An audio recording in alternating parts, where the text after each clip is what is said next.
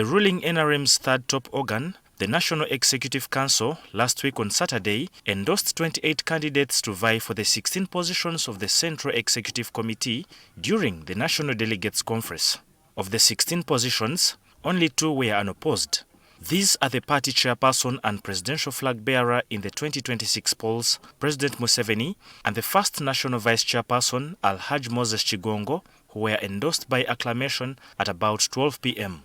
The Central Executive Committee is the party's second top organ. Among other responsibilities, it exercises political leadership and formulates policy in the country, formulates policy for consideration by the National Executive Council, and propagates the NRM policies.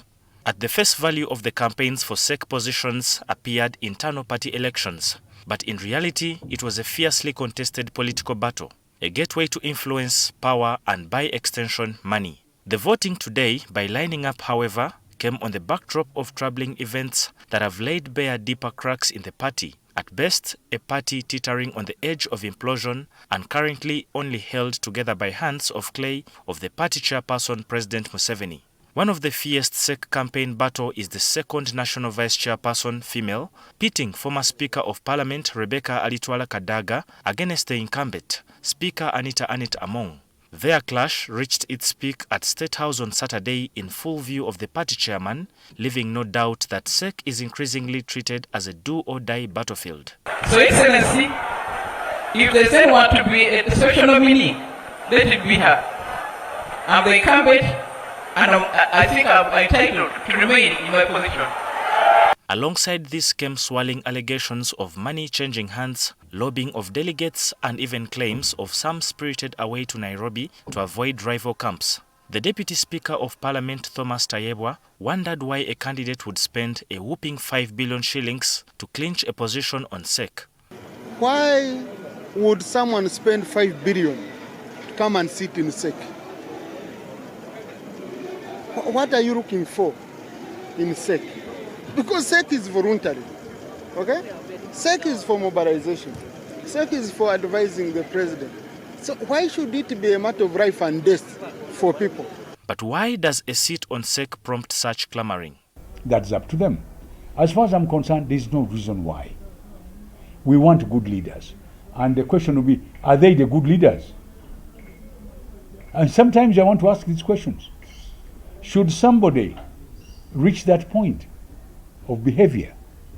Former SEC member Francis Babu believes much of the frenzy stems from a misconception. Many aspirants, he urges, cling to the illusion that holding a SEC post grants one privileged access to the president himself. In reality, he says, this has blinded some to the actual mandate. That's an imagination as far as I'm concerned. I sat in cabinet, I sat in that thing. Rarely did I even bother to go and talk to the chairman unless if I had something very useful. But it doesn't make you bigger. It makes people recognize you're a minister. It makes people recognize you are leading the party. There's nothing special. Nothing. With the perception that holding a SEC seat is akin to sitting at the right hand of the father, President Museveni in this case, the question arises, do SEC members genuinely influence party policy, or do they simply endorse Museveni's positions?